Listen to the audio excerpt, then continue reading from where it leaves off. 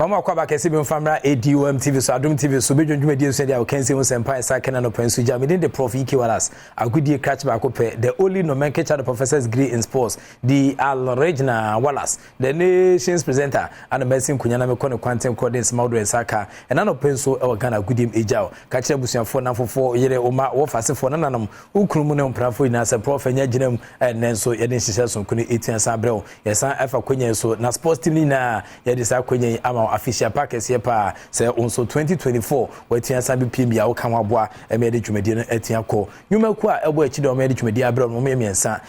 game park games for 33 na fe kingdom heba o ma san the kingdom home estate nso abepe so a o ma ebo ma niam atia ko yi mamini kan fu game park games en famo isan se fisa abri kodie onhia sika o de betwa new year no eni ti fisa abri the eagerly anticipated pick one game no arrive with the bank bomodi ada so de ho betia sa gym and numbers no from 1 to 36 na betia stake which so numbers na wetin san transidi na watwen se kwan bia so betua san to na obetia to from 1 Ghana cedis to 350 Ghana cedis eno panwa obedi 26 times win no and as stake no na boa maniama etia kwedi ama the amazing pick one game no a game park games na dia ba nei boys dia edi na nyasem ketwa bro nye a game park games didi ni wie nso e the game park games and edi bomodin da o dial star 946# star 946# all networks na o dia to eno panwa betia ko www.gameparkgames.com na for no pemfo said this also live draw no eba so e Adom TV so and no patutu two best no nkron na abaso na fe prem to 12 noon na eno so etia baso 6 pm enwumre na abaso 20 anopa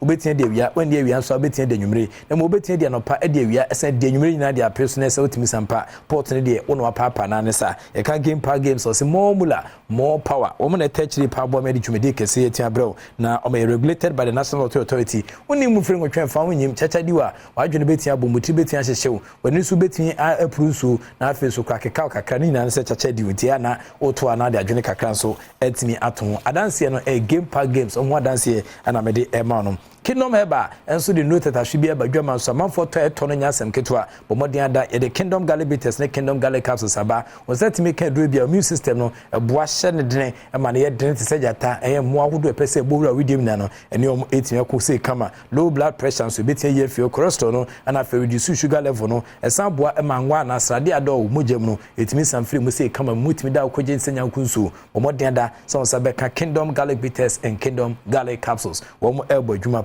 the new kingdom ginseng power capsules so etin aba edun memedru mesrew we abranti a setimi kan do bia o chairmanship no ebetin edimu recommended for sexual weakness na for waist pain netetew menstrual stress na ofam na for produce energy extra iwale obabo adwuma best no hwe ha na echi na still ugusu da so a oje o chairman e odwumadi a ugusu dirim yasan the tremendous capsules aba manedru so nie bomodin ada we abayo de a na no ada chairman betwe mo ma hobiwe enka bi efi ba bi ba no nani anye ho opese wa hemfie ho no eso twansa asante achemenken ehoye nikanika na fiche makaso nti obetua mo ho a tremendous capsules na edu ba kwa ebetua saboa na eni candidiasis fita white na so dipu a woni na ton kwanta pa body odo ebeye fio ama ho ka no atini aye nikanika eti chairman ebeto so afo fichire wode bia kingdom home estate nso aye fie tatahwe ba kwa no so ye kanfo de ama efie papa pa no bomodin da se sabetia ka kingdom home estate se o te Ghana ha na se wa bruchi pedan pa etua san to anya sundua kingdom home estate no me dan papa etua saba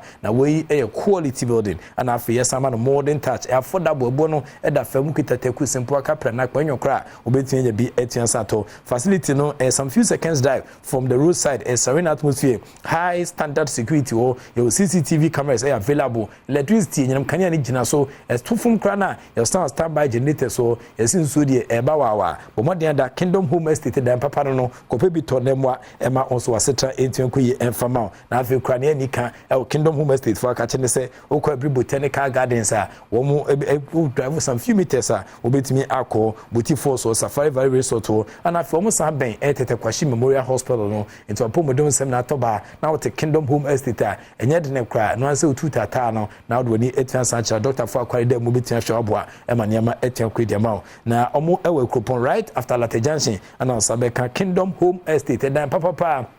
ana medi one dance dia ma no yanka se gusu dibia no ntimsrew bomode nda se onso betia sa beka ho na yaboa emaniama etia koyi dia ma Kingdom Herbal Center ewo Cash Draglin obetia from na phone number so 0536149961 0536149961 and answer 0303939987 0303939987 na on a Kingdom phone pay for ntwenkwa ka Kingdom a or say no challenger wo mo etachiri pa ena no pay yede enkoma esaka ewo eye Ghana gudiem so 18 sejaw yensha sentem pass so a journey of 1,000 kilometers begins from very first step New Year's edition no we any the camper of a bedwuma we can see yede bro share so mam say EPL matches ni bitmen santo fam say kama eno Liverpool Newcastle Kromeka Poly and 9 and omo team mienu avalanche of goals cricket score line and 18 pm ehonum goals makuma kubesensia ka two game size in games ne buma na se ne ba no to Liverpool for and Adom kunim no boni akoma na hwa agro kakra. And that was Salah for Liverpool. Say first penalty, second penalty no convert to a chess or a bememu. I was telling you my easier course of Ghana near brand table so open to know about what train after Ghana full channel was a May in channel into Salah first penalty boy and they say and was about second one. Now was Sanchez. It means the same goalkeeper also with the same player and the same ball. Internet say any campaign EPL our EPL no. Me antin Toma Ghana come dia na say 55 airman squad a man for Beckham and Sentem Chris Hughton Blasters of Ghana head coach Wotimi Elbetu just say provisional lister obetua samu na afi wetua say 27 women pa enra wetua san say emo eden central fo him kese pa wetua san tudwa wombo dwa data anode san komo kese ne wetua san tudwa ene was starting the 27 man squad no ahead of a year AFCON 2023 Basso 2024 e la Côte d'Ivoire. My role is to take a team into an AFCON tournament with high expectations, and I don't want to be taking a team there that doesn't feel that we can compete and win a tournament. And this is what myself and my technical team will be certainly addressing consistently with the group of players that we have. As regards Fatal, when I put this squad together, and myself and my technical team, what I was adamant about was that this was going to be a balanced squad. So there is method and a very big thought process that has been developed on every player that we've picked and every position that we've thought about. We have a situation where probably from the players that we picked, we have potentially 7 players that either can play on the right or are playing on the right, and it's my responsibility as head coach to balance this squad, and in balance this squad there are always very difficult decisions that I have to make. Certainly the individual that you've spoken about in Fatal, yes, was a difficult decision. And Chris Hughton, Blasters of Ghana head coach, Nathan and can say or justify 27 players with Timeton Sade from no players Nibuha, Mamosio Mombo, Ukumu in Mexico, some few do not for take Gary Muntin Trasunsia can from national team view, Omobas and Ghana for Chomayanica, Obonia, and Cat Wenimuti, or Sanama Asia Cosno, Uhima Ghana near Branteba, Bobo Abuchi, Emmanuel Yabua, 99 ideas, a Branton and Bobo Menyamenya, Washagus, assistants and servants were justified home from a junior national team. No, man for expected saying Kibia Chris Hughton squad you beat PM 1 PM and no power Branty fence Bernard Tepati you can't ball pass season way and it be previous season no you can't play back or she goes power we are na obi agina tum na obi expect so be pay Ghana squad ma or also one friend no into team sampa agro eguso e Chris Hughton so e woni dwumadia oguso edim but president of the Ghana Football Association Ket Edwin Simon Okraku Edwin Komo 18 Sejaya or also Ede Nkakra 18 30 say almost guso e support Chris Hughton say nyame adoma African Cup of Nations no Ghana 4% ekwaji nyese ekwayade. We have one senior national team men,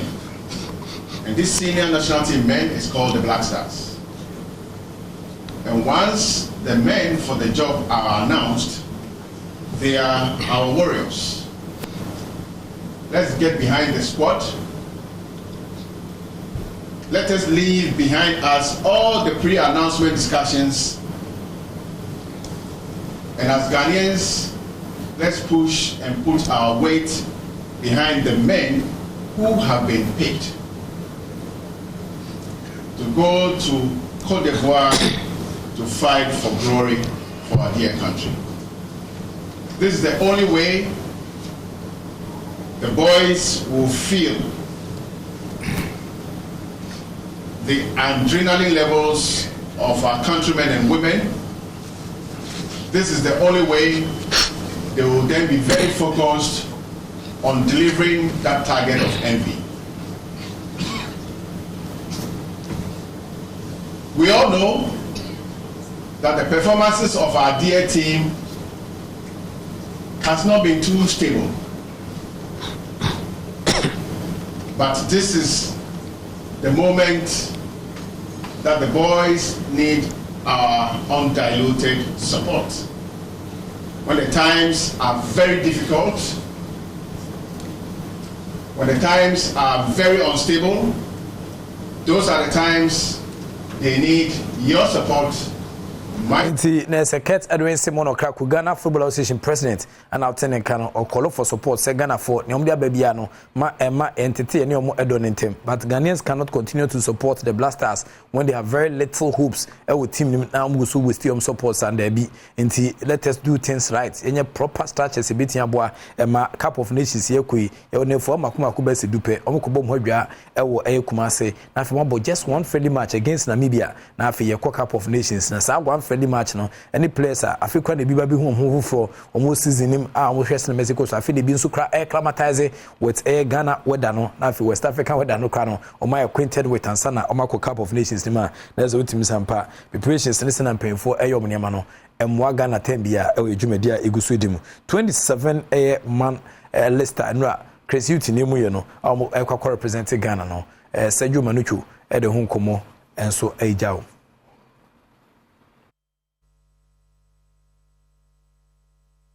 the Abani goalkeepers Richard Ofori and Joseph Walcott, Lawrence Atizigi among SR3 goalkeepers, you know, and abo number of caps at the amount the club. Now, so Makanibu Richard Ofori can say, or 2 appearances per with a team obo. That one said a friend or can goalkeepers no one almost your mobile. Defenders Nali Dusedu, Dennis Odoy, Nafe Kingsley Snidely, Onoso Elho, Nafe Gideon Mensah, Abdul Fattah Hamid Ejinem, Nicolas Opoku, Daniel Amate, Salis Mohammed, Alexander Juku, and so Elho. Midfielders no, Baba Idrisu, Elisha Usu, Abdul Samed Salis, Nafe so Richmond Lamte, Majid Ashimeru, Nafe so Kwa Mohammed Kudus, and Afe Andre Rami Dede Morgan Ayo, and Odwani 8 Sachema,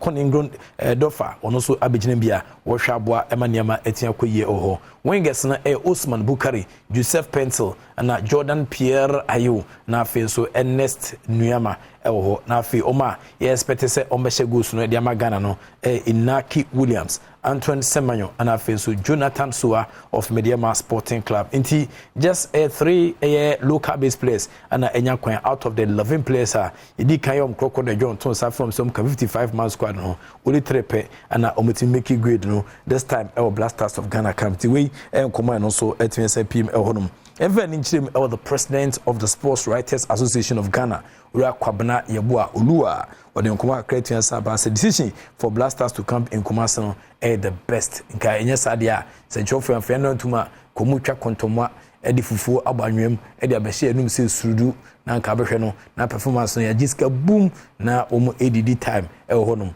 Blasters of Ghana under closed doors. Western Mexico, and yet very important is say football is played under the ambience of air supporters. Inti inya air support no more training na a bit with your appetite in a way. Na boa maniama etiam kwidiamom. Kwabena boa nkoma onoso ede ebeni. Libya, who were in Southern Africa, decided to come and camp in Ghana, and Algeria decided also to come and camp in Togo. I think by conventional wisdom, if you get into a tournament, you go into areas where the climatic conditions are congenial, and you prepare and fine-tune for the main tournament. So I think the uproar was justifiable, and thank God the FA, I want to believe, acquiesced to the pressure. Whether they acquiesced to the pressure or whether it was their decision to go to Kumasi, for now, at least we feel comfortable that we have decided to camp in Ghana. There have been periods where the nation camped in Ghana, went to tournaments and did well. I was privileged to be with the team in 1991 when we camped at the Specialist Training College, where facilities were not the best. We went to AFCON in 92 in Senegal, and we picked silver. So I think it makes a lot of sense to settle in Ghana, and once all the boys are comfortable with that, yeah, it makes a 1,000% sense. Say any Ghana Eco Campo, Kumasi, na I heard him say Kwambia so do preparation. Rather than say decision say nke South Africa. South Africa in a cold weather. Now we mukwana West Africa, West and the South, and say Kwambia so West started with W, South started with S. In the Nadia, a bit to me as Kwambia so. But the Komubio, Emerson Nyama is a course of former Black Stars player. And then former national team coach, Afi Kukuchi Krawo, Efinya Uba, our Nigeria. He didn't ya preku, ya rush and a man bonus a manifeno. The days are no Bob Blasters, no Beno, na Kupachi, Edan Kumu, na Goose no Shibi, na Obobigu, na any also then Kuma creating Saba, the Afabara manner where we take a decision, say Blasters list no, on Peso Beckham, on Munkomra. Obia Kawarita, Krabetineti, but I feel finding the fifth.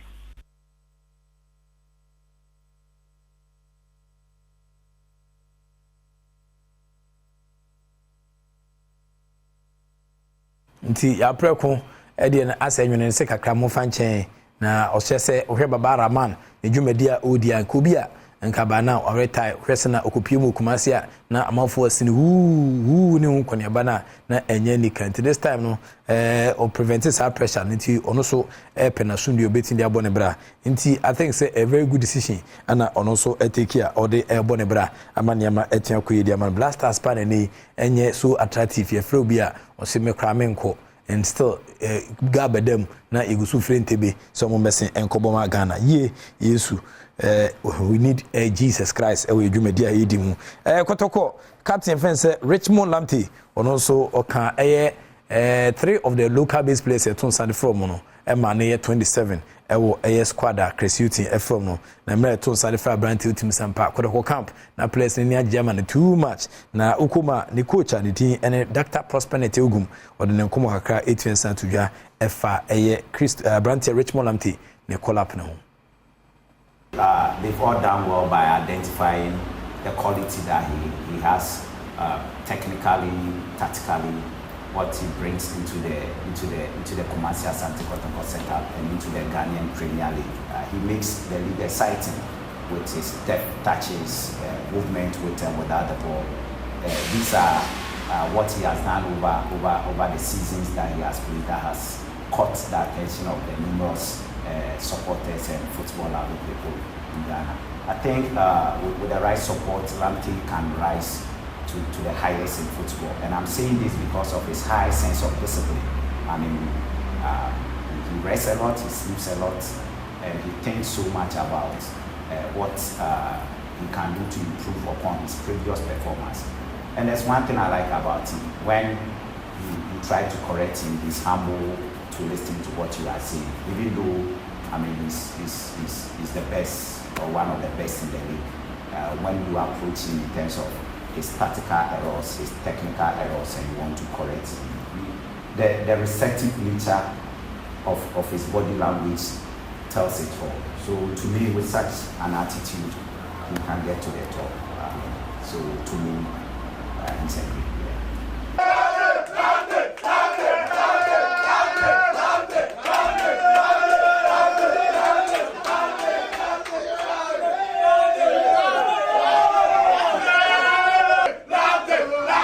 It's a Richmond Lamptey or a captain of Kumasi Asante or captain Samba Nan is been confirmed to Okra. Ne say so dead and ye when you call up to the Blasters of Ghana or call AFCON and teammates no ebi ani so no bia captain ba ne team de ni team de nya de a obetimi hu da bia da but nei onhwe no so ye na onhwe se bia onya kwanya on so ebetimi asa che ne bob local base players 3 e de omukoi en feature mo da sa nwe ne sema Ghana sa time na bo nse last minute no about 2 minutes 3 minutes bi na odi abafie na se wonya 1 cup for Blasters sad story ana meka no boko sa na but ye mo mpa se nyame adoma ne ma betimi asa koi unfortunately for Ghana no Thomas Tepati symbol for we see a kind of Arsenal bubuku no and when they send an MSC koso and the market value na tiaba fem is and say Thomas Tepati we pra na ese konfubone kura pe akoko de musu a enye ne namba question intercrement cheso yare nti ene me no ka say de Thomas Tepati onom kakra ne kafa kakra nkra nyame adom na se ne ho 8 minutes ato na ebia obeka wasem akiri but squad year 27 man squad no on can be AFCON on could be esan parenting way and then come hakra no so 8 minutes pm akira ye de hu sunsun so na 8 minutes java nei ewo agokensi hu. This is the New Year's edition and come on be there AFCON so Adom Sports you be can tia fam ho can Adom Sports can brands na sempa Adom and Adom TV ni Sha FM you can tia fam ho na the live commentaries na bro updates BS Osaka ewo AFCON mu bia no you be send abroad no send nyama AC course just some few days the Blasters back camp for just 10 days Kingdom at the Kingdom Home Estate aba bomodi and up and papa to Kingdom Home Estate uko makache bibia wodemu many pass time etimi ekosoro no wo edi aba na uko coupon right after that junction on sabiti ka Kingdom Home Estate no na onso etia ko pedan papa bi etia to na onso etia santrem what if you pema unyini che and intimi sell bomodi and sell ne Kingdom bedin so 0536 149961 0536 149961 na 0303939987 na on a Kingdom Home Estate ya hwetwen kumo Kingdom asande Kingdom Herba aba Kingdom Herba nim no wo the Kingdom Garlic Bitters and afi Kingdom Garlic Capsules na ba bitters ni nsu nti untimi emmene capsules na obubo nsu ni bisa na aboa ema immune system no aye dene tesa chichide achi eno pa ho a na se cholesterol study na do reduce sugar level no eboa ema blood pressure de wona ne beton kwanta pai afi so kwa no reduce fat no study ni anwa do se twema no ebe ye afio usha gas bia omafu abobo gades ni plate obeka se teleni a wanhye dan pama de ni ye msrew edu no Kingdom Garlic Bitters and Kingdom Garlic Capsules so kan bia ebeboa New Kingdom Ginseng Power Capsules no memedu no man toma memma na yebegide ya mu adwuma na boa ema yina asuma adwe entimsrew bomodi anda so sabetia ka bi recommended for sexual weakness waist pains untimi nto pa no enkonanim ema na chi mental stress ohwe adwene mu hawa na utanya emra yese benya do sister fua enso eda ho na hwene egu niam so a New Ginseng Kingdom Ginseng Power Capsules na betia boa ba na da hoyi wodi ante sa na de achi wansanka the New Kingdom Ginseng Power Capsules betia boa ema niam atia kuide ma extra wale power abeti dia boy dwuma best don hwero ha ene echi na still ugusu da so a wo bono pa tremendous capsules man so edru na man so last year unya problem chairman ba ho ba kono ni bia oso okọ yekowa ba o ma biuye sew ni na se first experience no anya ne de anso nani enka bi e fa ne so no chairman de kototo bi edit to na so crank e better eniti ne mesrew osaka tremendous capsules boa eme ho chesa amada na boa ema chairman ka so ntua kro boa obetua mo ho ma ho de ho doko ho fem tremendous capsules ho komo ana me eboy omodi anda so sabetia kabi Kingdom say oba Kingdom Herba 0536149961 na on Kingdom Herba center na fe Kingdom Home Estate yehwetwen komo yemwa emaniama 822 yi enfama uti adwumadia na ma wohyi bubu ahyi kanesha bubulu shi feda baka kopimbo meka dansoma da akoma kufodi asum san kedebadu asman kese bi mamponte fade ketekrachi kopim sedu winiba kaswa nyanya no kwatimpu koso jamai akoso mu enene hye suzuga kopeda bala hoho ekuji tuadi dome edo ni chenko ko obomi obu nkwatia afi utwam ekona na doma hina tan eldo ma hinku ko bekum ko bechem afi kudua nkwantabu aketem ekosunya utimisa amafo ehwe nya asem ketwa udukuma ase a uhwesena nema ese koso a de chemso hona nanamafo ubizansa okwan a oseme koda ekemso se ho de chemso ukode nchembo so ewurewurem ekwa makum ne miamia hodo a amafo ehwe Adom TV no enya asem kuma. This is the New Year's edition. I the ebro within the Prof Ikiwala Sagudi catch back up. The act of being a good guest is to now to say good morning.